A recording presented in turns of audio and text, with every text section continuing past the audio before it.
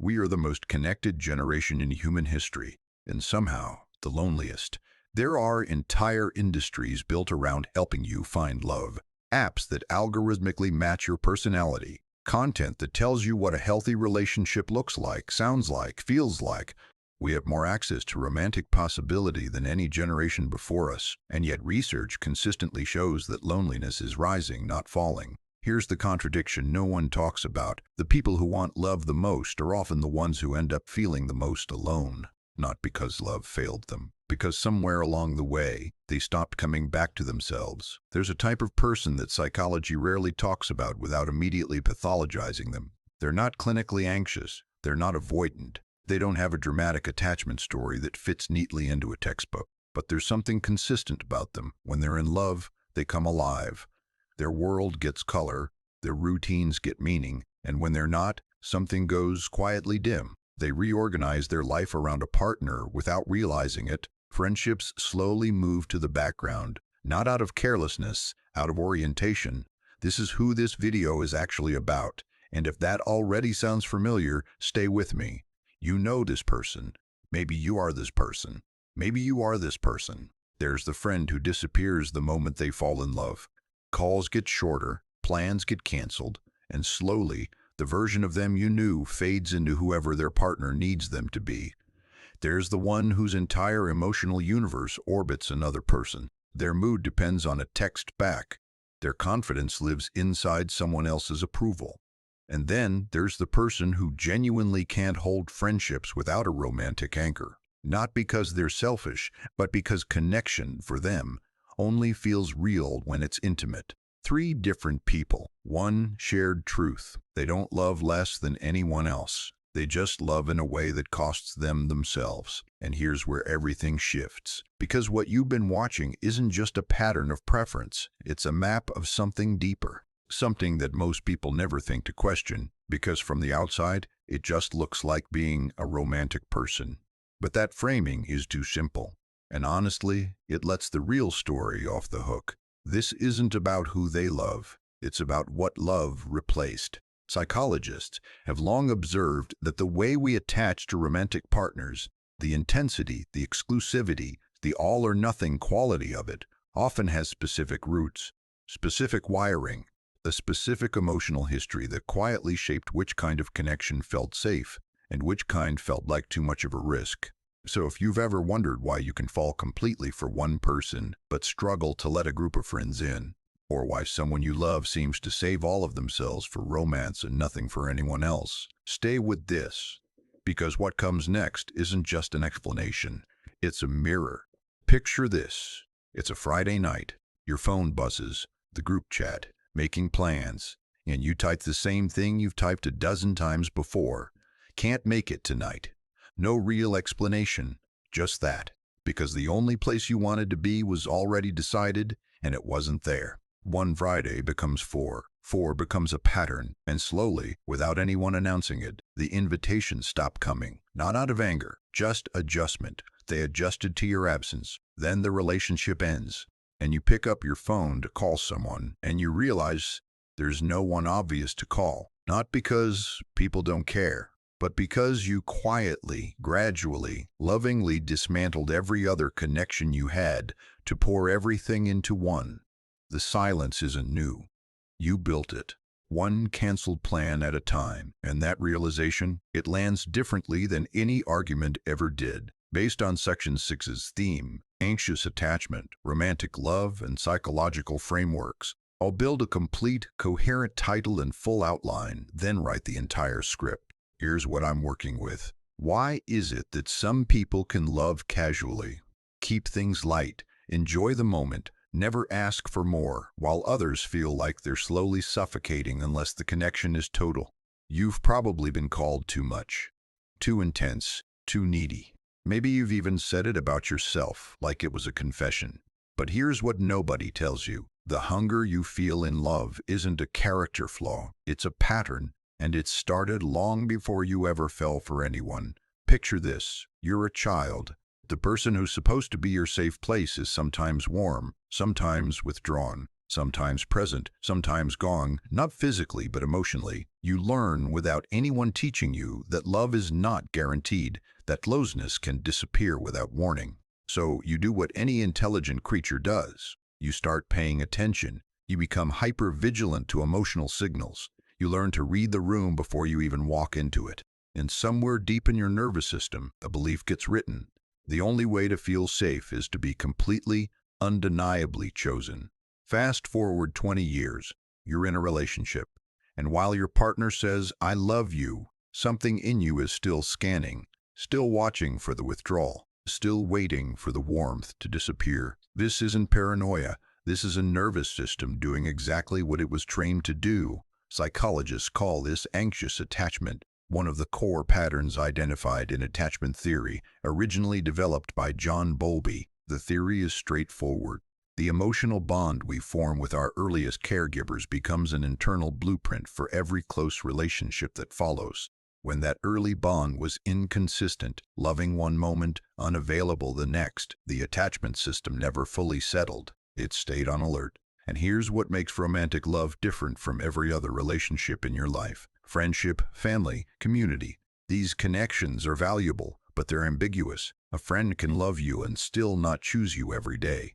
A sibling can care and still be distant. But romantic love? Romantic love carries the clearest signal humans have ever invented for being chosen. Research in psychology suggests it activates entirely different neurological reward systems than platonic connection. The dopamine-driven pursuit, the urgency, the craving for reciprocity. For someone with anxious attachment, this signal isn't just nice to receive. It's the closest thing their nervous system has ever had to proof. This is why you don't just want love. You need it to be unambiguous, consistent, total. Not because you're broken, but because your system learned that inconsistency is the prelude to loss. And yet the cruelest irony is this: the very intensity that makes you love so deeply also makes you terrifying to love. You feel everything at once. You pick up on shifts in tone that others miss entirely. You know when something is off. 3 conversations before your partner even realizes it themselves. People call this oversensitivity, but what they're actually describing is extraordinary emotional intelligence, refined under pressure, sharpened by years of learning to read what wasn't being said. They seem distant, these anxiously attached people, hard to be with, too demanding. But what's actually happening is something far more human. They're trying to feel safe in the one place they decided to trust completely. That's not a weakness. That's vulnerability. And vulnerability, when it's met with understanding rather than withdrawal, is the exact foundation that real intimacy is built on. Here's the reframe that changes everything. You were never too much. You were too much for the wrong people. For people who hadn't done the work, who were frightened by depth, who confused your need for consistency with neediness. But consistency isn't too much to ask for. It's the baseline of love. You just grew up in an environment where the baseline kept moving, so you learned to ask louder. The path forward isn't to want less. It isn't to shrink your capacity for love until it fits inside someone else's comfort zone. It's to understand the pattern clearly enough that it stops running you unconsciously. Because once you can see the blueprint, you can choose differently. You can recognize the difference between real emotional unavailability and ordinary human imperfection. You can stay present instead of scanning. You can receive love, not just chase it. You were built for depth. That's rare. In a world that's getting faster and shallower by the year, the ability to love with your whole self is not a liability. It's a kind of courage most people never find. If something in this felt like it was written about you, you're not alone and you're not broken. Drop a comment below. Tell me what part hit hardest. And if you know someone who needs to hear this, send it to them. That one act might be the most loving thing you do today. There's something no one talks about when it comes to the difference between loving someone and being their friend. Friendship, for all its warmth, is ambiguous. There's no ceremony for it. No moment where someone looks at you and says, "I choose you," specifically, above the others. Friends drift, priorities shift, and the person you considered closest can slowly become someone you only hear from when it's convenient. There's no contract, no formal signal that you matter more than the background noise of someone's life. But romantic love, Romantic love comes with a declaration. And for some people, maybe you, that declaration is the only form of belonging that ever felt certain. Psychologists who study attachment and relational security suggest that individuals with inconsistent early experiences of being valued often develop a hierarchy of connection. Love feels like proof, and friendship feels like a maybe. Not because friendship is less real, but because it offers no moment of being explicitly chosen. This is why you might find yourself pouring everything into romantic relationships while friendships quietly slip through your hands. It's not that you don't value people. It's that you've learned, somewhere deep and wordless, that being chosen is the only version of being known that comes with a guarantee.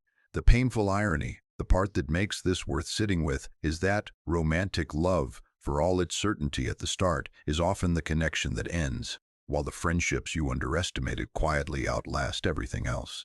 You weren't looking for love over friendship. You were looking for safety. And love, for a long time, was the only place it seemed to live. And you see it everywhere now. The couple who documents every dinner, every trip, every quiet Sunday morning. The caption that reads, "My person, my best friend, my whole world." And they mean it. Genuinely, completely mean it. Social media didn't create this pattern, but it perfected it. It gave people a stage to perform a bond that feels like enough, like proof, like if the world can see it, it must be real, it must be filling something, and maybe it is.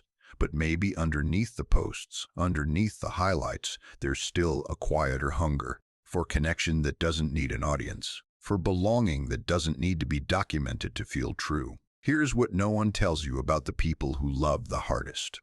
The ones who check in too often, who remember every small detail about you, who would rearrange their entire world just to make sure you're okay. We look at them and we think that's what love looks like, and we're right, but only halfway. Because what's also true, and this is the part that cuts deep, is that the most devoted lovers are often the most terrified ones. Not terrified of you, terrified of the silence that comes after you leave. Psychologists call this the anxious attachment pattern, and it doesn't mean someone is broken. It means they learned, somewhere early, that love was something you had to earn to keep, so they kept earning, they kept giving. They built devotion out of survival. Here's the reframe that changes everything. That intensity you feel, it's real. That capacity to love without holding back, that's not a flaw wearing a disguise. That's an unmet need that turned itself into a superpower. The wound taught them to love deeply. The healing teaches them they're allowed to stay, not because they gave enough, but because they were always enough.